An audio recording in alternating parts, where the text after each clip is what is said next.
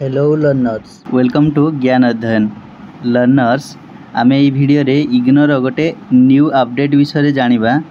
तो प्रथमे आपणकर मोबाइल रे क्रोम ब्राउजर टी ओपन करनेबे एवं इग्नोर ऑफिशियल वेबसाइट ignore.ac.in को ओपन करिवे। देन तळक गले आपण देखि परिबे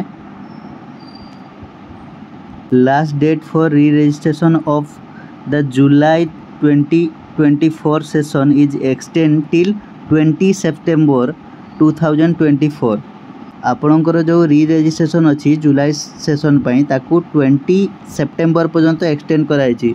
जो पिला माने जुलाई सेशन 2023 रे एडमिशन नहीं थिले से माने वर्तमान री रजिस्ट्रेशन करिवे 2024 पई। एवं आउ गोटे अपडेट रही जोटा कि आपणकर extension of last date for fresh admission end July 2024 till 20 September 2024 fresh admission रही जुलाई सेशन पाई 2024 रो सेटा टिल 20 सेप्टेम्बर 2024 पर्यंत एक्सटेंड होईची।